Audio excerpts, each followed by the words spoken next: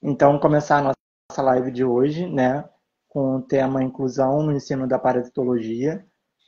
Queria agradecer muito a professora Danusa por ter aceitado o convite. E como a gente está falando sobre inclusão, né, eu vou fazer uma pequena audiodescrição minha, né, para que as pessoas possam saber assim, um pouco mais sobre a aparência, né. Então, eu uso óculos, sou de cor branca, estou vestindo uma blusa preta e ao fundo o meu cenário é uma parede branca com metade de um quadro com algumas árvores. Eu vou fazer uma pequena breve descrição sobre a professora Danusa e aí a gente já entra com o tema da live. Só um minutinho. Então, a professora Danusa Matos é formada em veterinária, mestre em ciências pela IOC Fiocruz, doutora em medicina veterinária pela UF e especialista em audiodescrição pela PUC Minas.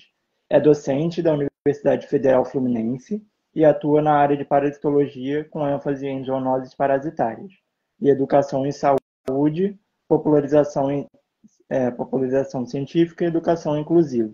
É coordenadora dos projetos Parasitologia Tátil e Parasitologia Hoje, com popularização científica através das redes sociais. Professora Danusa, queria que você fizesse também uma audiodescrição, né, para quem estiver nos assistindo. Então, Matheus, você me escuta bem? Escute, sim. Tá ótimo. Queria agradecer o convite de participar nessa live e falar justamente do que tem me dado tanta motivação para trabalhar. Então, Matheus já me apresentou, a minha autodescrição, eu sou uma mulher de pele clara, branca, cabelos longos, castanhos, agora molhados, porque na correria só deu tempo mesmo de tomar aquele banho, respirar e chegar aqui. Uso óculos, atrás de mim tem uma parede branca com alguns quadros, uma porta pintada de azul. Estou com uma camiseta onde a gente só percebe um pouquinho do ombro da camiseta. Ela é lilás e estou muito feliz de estar aqui conversando com vocês.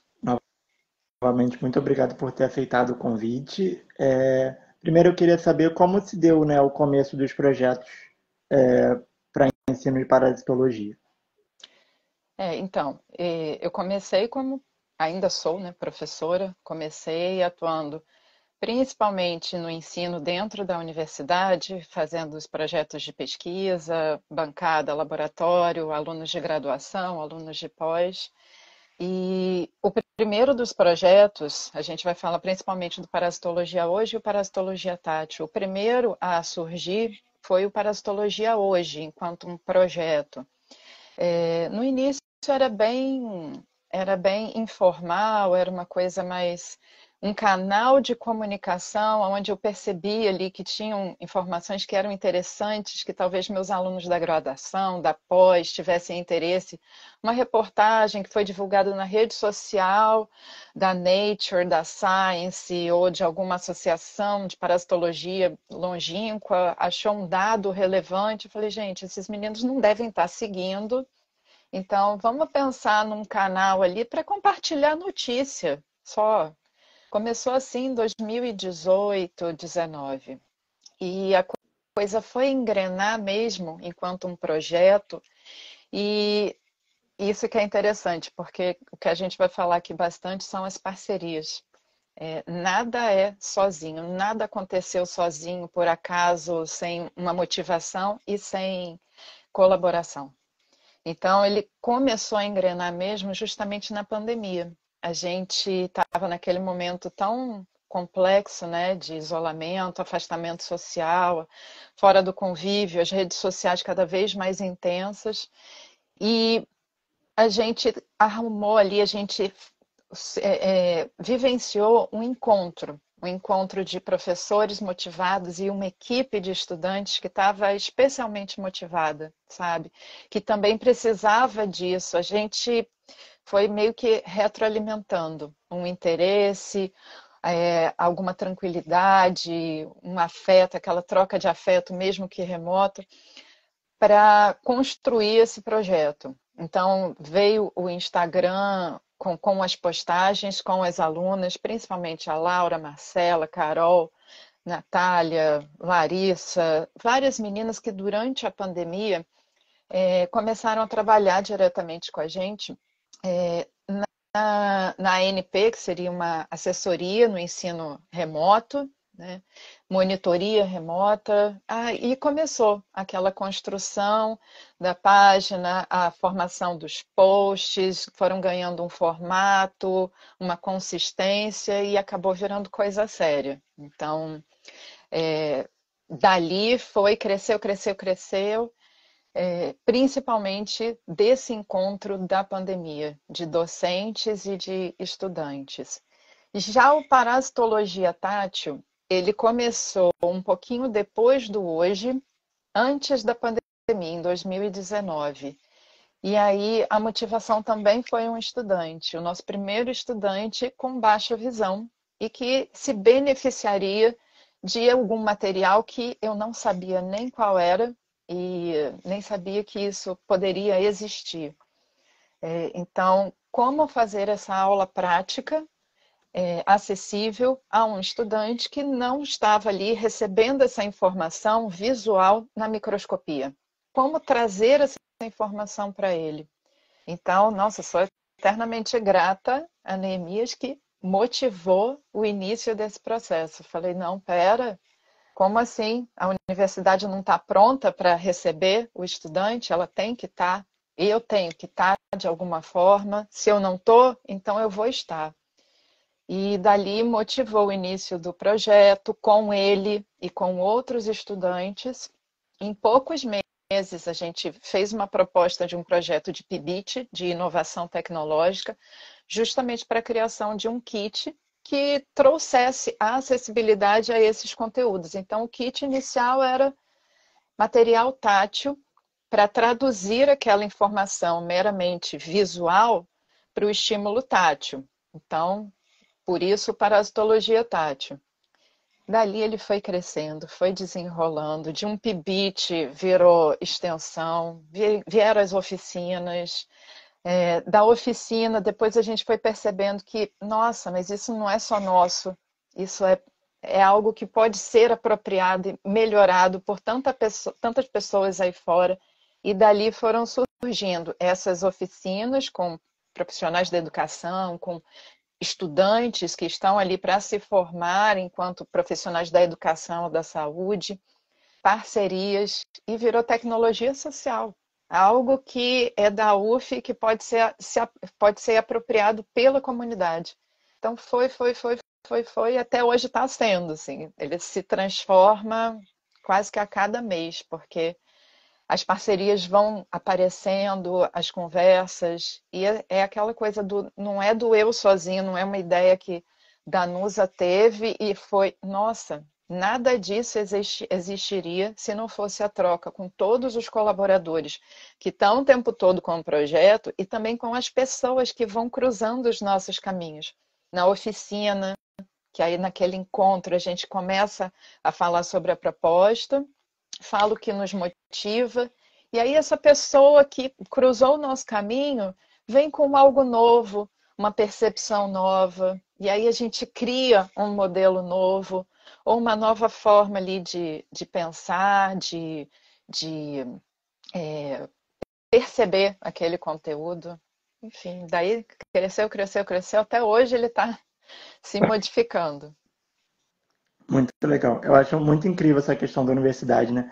Que tem esses três pilares fundamentais da universidade, que é Uhum. ensino, pesquisa e extensão. E com a extensão a gente consegue transpassar, né, os muros da universidade e mostrar, né, para a sociedade um pouquinho como funcionam as pesquisas e o trabalho dentro da universidade, o trabalho científico. E ainda mais agora com os projetos de inclusão, Uhum. né? Como a gente consegue abraçar ainda mais pessoas, né, fora e dentro do meio científico. Sim, a Eu queria... universidade ela precisa do entorno dela também para entender a sua razão de existir, o que a motiva, o que que a gente vai construir de conhecimento ali.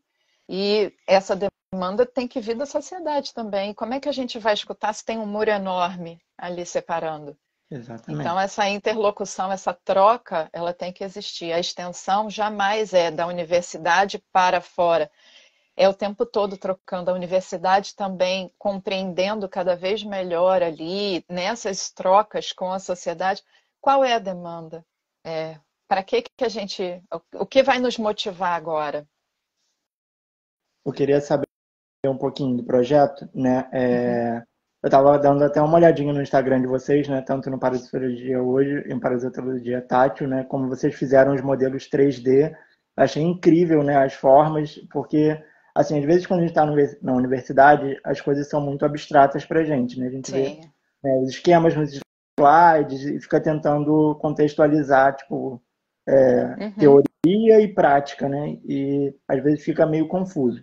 Na parte dos projetos de extensão, como vocês buscam trazer mais essa acessibilidade e inclusão com os modelos que vocês apresentam nos projetos de extensão? Então, essa parte da inclusão, da acessibilidade, ela vem assim pensada em várias vertentes. Por exemplo, nas redes sociais, quando você fala da inclusão, ela envolve algo além daquela percepção do eu tenho que traduzir a imagem em palavra, mas assim, como é que está a sua linguagem?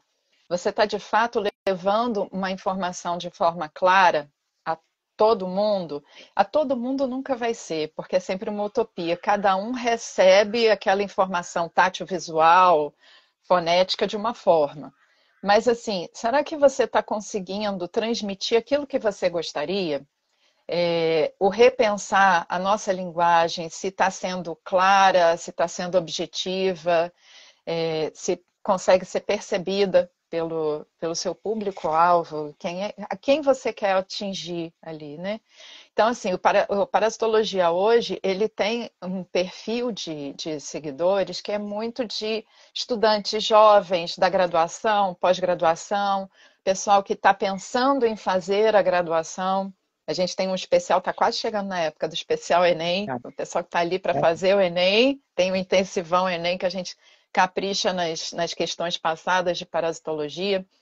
Então, assim, a gente tenta agregar a questão da acessibilidade no Instagram do Parasitologia hoje, que ele é voltado para educação e saúde e popularização científica. Então, assim, alguns posts, eles são mais lúdicos ou mais engraçadinhos, outros já trazem um pouco mais carregados de conteúdo, para que tenha uma diversidade ali de materiais, para que várias pessoas possam se beneficiar, e não necessariamente sempre a mesma coisa ou com a mesma intensidade de matéria, de temas trabalhados. A gente adora fofoca, pega ali uma fofoca ali. O que aconteceu com aquele ex-BBB? Que pereba essa pessoa foi arrumar? E aí trabalha os mitos, os equívocos que às vezes acontecem. E sempre assim, como é que a gente pode também acessibilizar? Fazendo uma audiodescrição, descrevendo as imagens, descrevendo um vídeo, o que está acontecendo naquele vídeo. Só que a audiodescrição em rede social, nessas mídias, ela é muito dinâmica. Então a gente tem que também, não pode avaliar essa audiodescrição com o mesmo olhar que você avaliaria, por exemplo, uma imagem estática num livro. O tempo que você vai gastar para descrever, será que se eu descrever demais, vai atrapalhar todo aquele fluxo que é dinâmico da rede social? Se ficar muito carregado, a pessoa vai passar adiante, porque ela quer ver outras coisas também. A objetividade, a organização também da audiodescrição, isso tudo e tem mudado. A cada mês, assim, ou a cada 3 meses, você vai percebendo uma tendência diferente e a gente vai se ajustando. A gente começou fazendo a audiodescrição super detalhada. Não, pera, a pessoa precisa saber como é que é o adereço que está em cada card. E depois a gente foi vendo com a intensificação do uso da rede social também por pessoas com deficiência, porque o Instagram ele é basicamente o que? Visual. Ele começou com aquela rede, foto, foto, foto, foto do prato, É, selfie e tal. É um apelo estético, visual muito forte. Então, assim, depois ele foi se transformando também, e ele ainda está nessa transformação. Então, como ele traz um volume de informação que também não é só mais visual, também vem bastante texto, a gente vai mudando, se adaptando. A ferramenta do texto alternativo no início não tinha, passou a ter. Então, são várias questões ali. Já o Parasitologia Tátil, como projeto de extensão, a gente leva os materiais que são criados dentro da universidade, pelos estudantes da universidade, utilizados também nas aulas práticas dentro da universidade, a gente tem levado para fora. Hoje eu estava de manhã numa escola do município de Niterói, lá no Morro do Céu, uma comunidade ali no Caramujo. Levamos os materiais e trazer o concreto, que é o que você estava falando do modelo 3D, trazer esse concreto para o estudante da universidade é super enriquecedor, assim como para o estudante da rede pública, rede básica, né, da educação básica nesse caso. Então, assim, eram alunos do 8º, 9º ano, segurando uma lombriga de biscuit ali, entendendo. Nossa, mas ela é desse tamanho, tia? Desse tamanho. Ó, a gente fez igualzinha, mesma espessura e peso, é essa que você está segurando. Mostrava no pote, e aí conversava, só fazia os jogos, as dinâmicas. Nesse caso, não tinha estudante com deficiência visual, mas, assim, a gente vai percebendo e adaptando as estratégias. Por exemplo, se você percebe ali que a audiodescrição vai ser interessante, você não custa nada, você está ali. Esse jogo hoje, por exemplo, era com imagens. Então, uma pessoa que tivesse baixa visão ou que fosse cega, o que aconteceria ali? Uma descrição. Você descrever o seu slide de aula, você descrever a imagem do jogo, ninguém perde. E às vezes ali tem várias pessoas que não estavam tão atentas. A questão também da neurodivergência, o déficit de atenção, todo mundo se beneficia com os materiais concretos, com uma audiodescrição. Porque aí você está traduzindo em palavras, às vezes, uma imagem que a pessoa não percebeu tão bem, ou passou muito rápido no olhar, né? Então, acaba sendo essa questão de pensar a acessibilidade, é para todo mundo, inclusão é para todos, não é só para um segmento ou outro, enfim. E quando a gente Não sei se eu envolve te também mais, respondi. respondeu. E eu acho, assim, eu lembro quando estava no início da graduação, uma das matérias que eu mais me dei bem foi anatomia, porque a gente pode mexer, né? A gente Pega, né? pega, então a memória, né? Ela é estimulada por vários sentidos. Então, eu acho que quando Isso. dá mais, mais uma carga, né? Mais A uma anatomia forma. ainda tem o cheiro, né? Aquele É, cheiro do formol. Você não exatamente. esquece nunca mais das práticas ali, da prova, os alfinetes nos nervos ali. Colorido, né? Que chama a atenção. Uhum. Então, O colorido mais de um sentido, eu acho que né, é por esse ativado, caminho. Uhum. Sobre a importância, né, da acessibilidade na educação e na ciência. Como você enxerga? A gente tem a questão do ensino superior, né, e do ensino médio. Em teoria, as pessoas que convivem com deficiência teriam, como eu posso dizer, um acompanhamento de algum profissional especializado que estaria com eles, né, por exemplo, na sala de aula, mas nem sempre isso acontece. Como a gente pode superar essa barreira, né? Como a gente pode tornar o ensino, a ciência, mais inclusivo? Então, para começar assim, ciência, para que a gente faz ciência? Para que tem ciência, né? Ciência é uma forma de você ali estudar, tentar elaborar, desenvolver, pensar algo que é da vida de todo mundo. É como eu funciono por dentro, como tem ciência aqui no celular que está fazendo essa live, tem ciência na nossa conversa, na comunicação, tem ciência. Ciência está aí para todo mundo. Então, assim, ela é uma forma de você estudar, desenvolver, trabalhar, compreender essas questões e elementos que são da vida de todos. Só que aí, o que o cientista faz? Ele pega aquilo, não, pera, deixa eu isolar, deixa eu separar E agora numa condição ali total de controle, ou pseudo-controle, não, deixa, vou levar para um laboratório, para uma estufa, ou então eu vou separar uma população e vou esquecer o resto ali para focar e vamos esquecer. Então, assim, você tenta trazer para um ambiente controlado aquilo que é de todos. Então, a ciência, na verdade, ela tem que estar aí para todo mundo. Então, a inclusão, a acessibilidade, você trazer a ciência, que é algo que era, né, e continua sendo, infelizmente, ainda um campo muito excludente.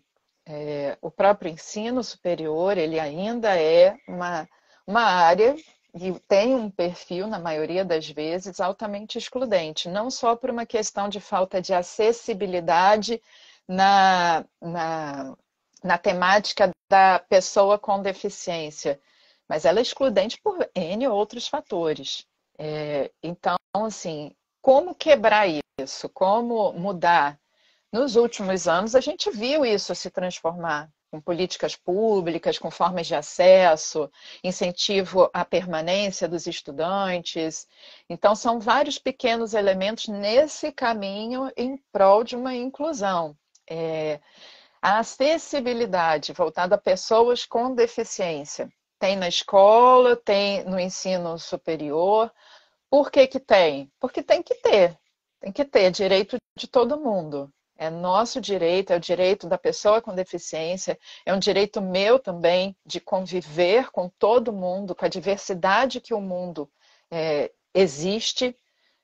E essa convivência só tem me enriquecido. E só enriquece também. A gente aprende com as diferenças. A igualdade nunca ensinou nada novo para ninguém. Você precisa ali desses estímulos, dessas percepções novas. Nas escolas, a gente tem o AEE, né, aquele profissional que faz a mediação. Tem para todo mundo? Ainda não tem para todo mundo. Na universidade, menos ainda. Porque existe esse perfil ainda, infelizmente, de um ambiente mais excludente, assim. Ainda, quem sabe, a gente vai caminhando para mudar. Que, assim, a gente tem a questão da política de cotas, né? Mas ainda assim é um quantitativo de vagas muito pequeno. Então, É é, pequeno, os professores não estão preparados, como eu também não estava preparada para receber, para acessibilizar o conteúdo. E nunca vai estar 100% preparado, porque cada um é um. Cada pessoa tem uma percepção, tem uma forma ali de interagir com aquela informação. Ai, tá ótimo, eu fiz o parasitologia tátil, então agora a parasitologia é acessível a todo mundo? Não, meu amor, não é assim que funciona, né? Tá nos menos. Então, assim, nunca vai estar totalmente pronto, porque você não recebeu todo mundo, cada ser humano ali vai ter uma percepção nova. Pode ser uma questão de cores, pode ser uma questão de sons, pode ser uma questão de neurodivergência ali, que talvez o tema precise ser trabalhado de uma forma um pouco diferente, com outras estratégias. E essas estratégias, se eu pensar para aquele meu aluno ali, do espectro autista, vamos botar como um exemplo. E se forem estratégias que a gente for traçando juntos, que são bacanas para ele, com certeza elas vão ser bacanas também para uma ampla gama de outros estudantes. Então, assim, é todo mundo se beneficiando com essas novas formas de você perceber, de você trabalhar a informação, de trocar isso. O professor está constantemente aprendendo e os demais também vão se beneficiando disso. Só que, infelizmente, assim, a gente não tem mediador para todo mundo, então o que vai acontecer vai levar bastante tempo. É um caminho que é longo, mas que a tendência é ir mudando, principalmente com os alunos, porque a gente está formando toda uma comunidade ali de pessoas mais abertas, mais atentas à questão da inclusão, da importância disso, do benefício que isso traz para elas mesmas, de novos materiais, novas formas de pensar. Então, aquele futuro médico, aquele futuro enfermeiro, nutricionista, professor de biologia, isso dando os exemplos daqueles que a gente trabalha diretamente. Mas eles vão começando a perceber ali como que eles podem transformar o ambiente onde eles estão inseridos. E dali vai, muitos viram professores, e aí já começam a pensar de uma forma inclusiva a sua sala de aula, o seu material. É, um gestor de equipe começa a pensar nas dinâmicas no trabalho do seu grupo de uma forma mais inclusiva também. De pouquinho em pouquinho vai plantando uma sementinha, né? Isso transborda até a universidade, né? A gente vê essas questões mais voltadas para as empresas, né? A oferta de emprego também É, mais voltado é. para questões inclusivas. A gente teve até uma outra palestra aqui com o Cláudio Tinoco, né? Que é médico Ah, lá cardiologista. do hospital, E sim, ele faz modelos usando impressora 3D, né? Então ele sim. faz, confecciona órgãos e tal, e é uma questão também voltada para essa questão tátil, né? É, Que o deles é fantásticos, né? Peças que aí os cirurgiões podem estudar, uma determinada patologia cardíaca. Eu vi bem bacana. é muito legal. Então, assim, até as empresas, né, voltadas para a tecnologia, começam a lançar mais aplicativos, mais formas Sim. de acessibilidade. A gente tem questão de audiobook agora, né? Uhum. Sobre a parasitologia tátil, você teve alguma experiência assim que te marcou mais com os estudantes? Como você percebe que ela transforma, né, a educação dos alunos? Nossa, velho, esse projeto só dá alegria pra gente. Só porque, assim, cada oficina que a gente faz com estudantes da UF, a gente faz aula aberta. Mas aí sempre os alunos da UF vão lá, corre, corre, corre, e enche as vagas todinhas na agenda acadêmica, no ESIB, foi assim, e é grande satisfação para a gente. E aí os estudantes vão lá, pensam em modelos novos, fazem esses modelos, depois esses modelos permanecem com a gente usa nas aulas práticas. E teve um modelo que foi criado numa oficina anterior, que a gente levou, foi criado por um estudante da UF, nessas oficinas que a gente fala o quê? 20 minutos, meia hora, faz ali uma sensibilização e convida, vamos junto, fazer algo novo. E um desses modelos é um dos favoritos, quando a gente leva para a escola de uma pulga em alto relevo. Quando eu vi depois as imagens dessa pulga numa estudante neurodivergente, se não me engano, acho que era trissomia do 21, ou outra condição de neurodivergência que ela tinha. Mas quando eu vi, ela estava ali encantada naquele modelinho que foi criado por uma aluna da UF, assim, e esse material chegou numa estudante da educação básica e vai nas escolas com a gente, nas escolas de Niterói, fazendo essas oficinas, feiras de ciência. A gente vê que, nossa, tá ali.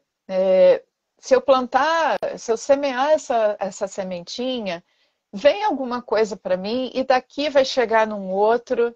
E depois a Dani, que é colaboradora dos dois projetos, Parasitologia Hoje e Tátil, ela é coordenadora do Palio Parasitologia para Todos.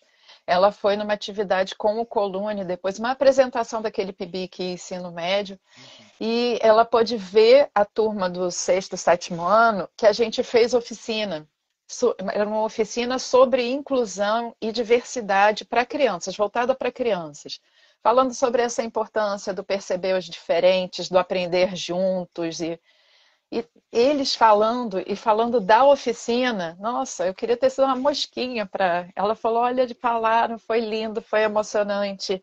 E aí você vê que vai transformando a gente, vai transformando quem a gente vai conversando, e o tempo todo aprendendo. Eu mesma me senti motivada a fazer uma pós-graduação. Depois de, sei lá, 10 anos de defendido um doutorado, trabalhando bancada, bancada, bancada, aula, burocracias, eu me vi motivada a aprender algo novo, que é a audiodescrição, trazer isso para o trabalho.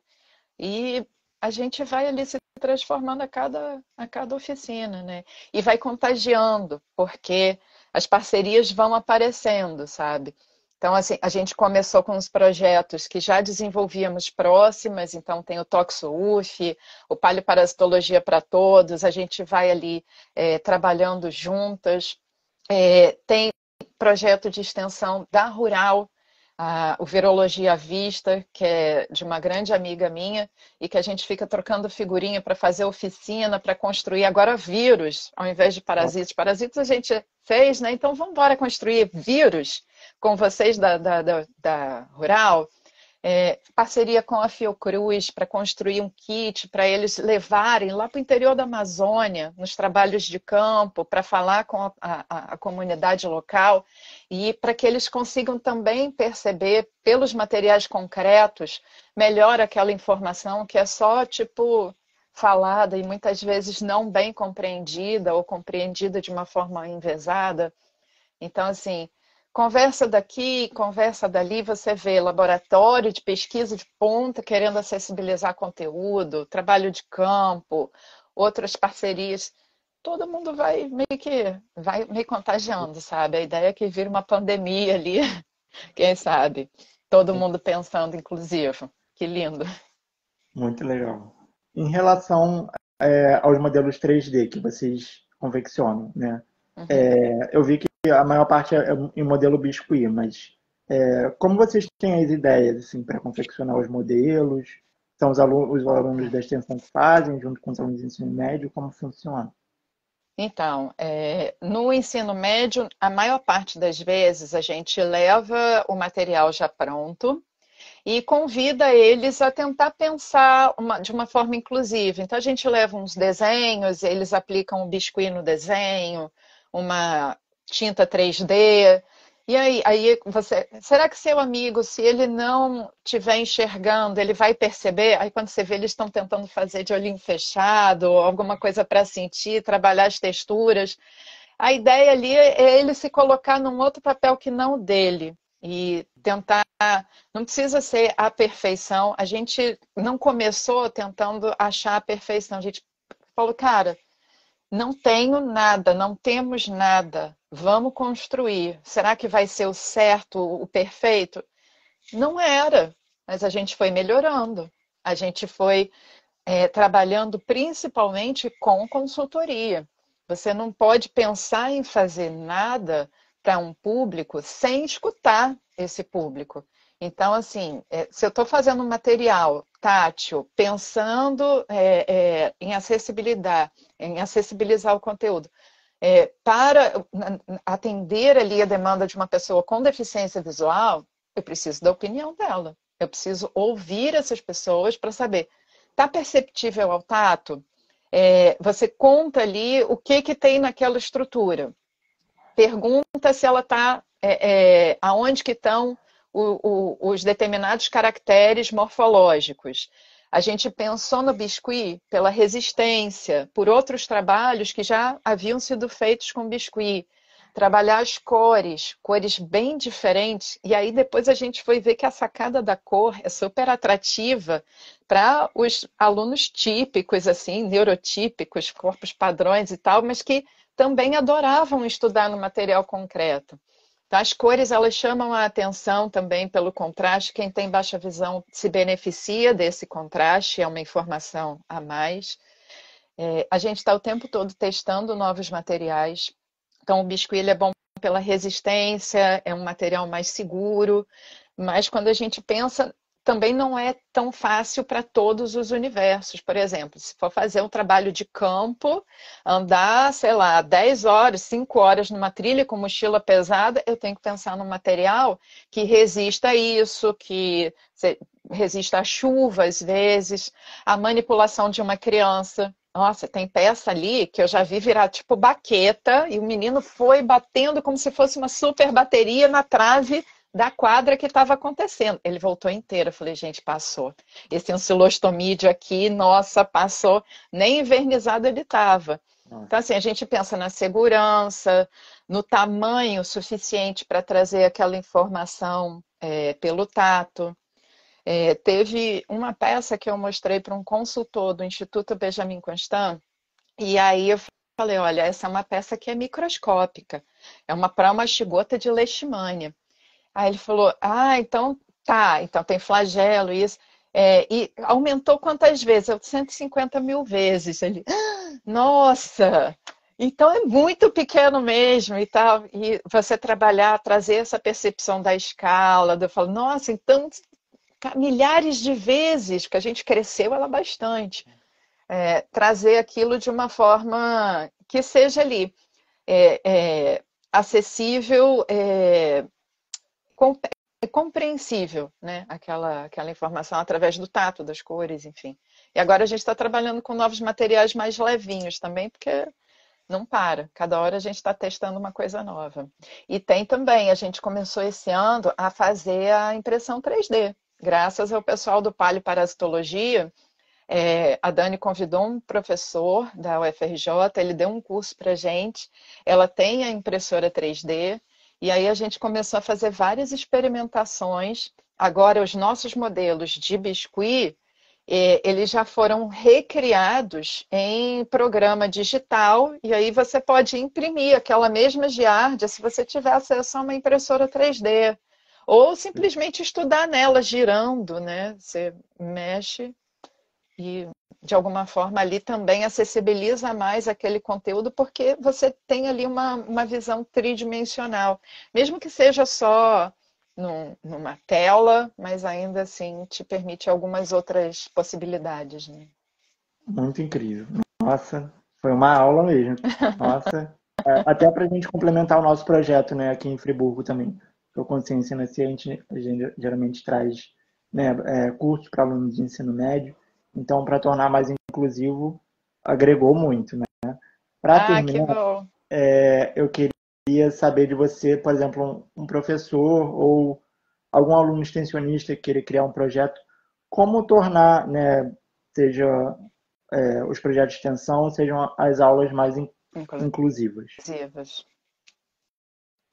Olha, primeiro é pensar, olhar ao seu redor, né? Olha ao seu redor e percebe primeiro, para e começa a perceber que as pessoas são diversas, que nem todo mundo pega aquela informação da mesma maneira que você. Tem gente que, sabe, aquele do pescar uma piada no ar muito rápido, o outro. Não, pera, calma, eu preciso de um tempo aqui para elaborar. Então, cada um recebe aquilo de uma forma. O primeiro passo é você perceber que é todo mundo diverso. Pensar ali que dessa diversidade você vai aprender muito e você aprende com. Então, chama alguém para te auxiliar naquela construção. Chama, pergunta, pede uma consultoria, conversa com quem está fazendo alguma coisa. É, é sempre assim, é o que eu falei, não é nada do eu sozinho. Você não é inclusivo fazendo algo sozinho. Você vai precisar dessa diversidade de pessoas e mentes para ir criando. E assim, não ter a ilusão de que agora o mundo inteiro vai ser inclusivo porque eu fiz um algo. Não, você é só mais um. Mas é um mais um que vai ali tocar pessoas que vão fazer um mais um e o outro vai fazer mais um, e fazendo de pouquinho, você vai continuar ali nesse processo da transformação. Não é de uma pessoa, é de várias pessoas juntas fazendo esse caminho. Então, conversa, pede ajuda para consultores, conversa de repente com tradutores de Libras, intérpretes de Libras, né, para ver quais sinais você poderia utilizar se for fazer uma comunicação ali numa turma, ver essa parte do material concreto, tátil, pede ajuda para algum consultor. Nova Friburgo tem consultores ali, pessoas ótimas, já fiz alguns cursos com o pessoal de Friburgo, nessa consultoria para acessibilidade com audiodescrição, material tátil também. Então é isso, é junto, fazer junto. Muito obrigado, professora Danusa. Realmente Nossa, eu que foi agradeço o uma aula, convite. foi uma aula incrível, assim, a gente fica até emocionado, né, de ver como o projeto impacta, né, tantas pessoas. A quem assistiu a palestra aqui hoje, né, essa conversa com a professora Danusa, recomendo que siga, né, a página do projeto Parasitologia Hoje, Parasitologia Tátil, E, novamente, eu gostaria de agradecer a sua presença, né, por ter aceitado o convite e ter falado um pouquinho sobre o projeto de vocês. Obrigada, Boa noite, Matheus. pessoal que estava assistindo aqui a live. E no próximo mês a gente continua com a nossa sessão de live. Muito obrigado, professora Bom, Danuta. obrigada. Tchau, tchau, Tchau, tchau. gente.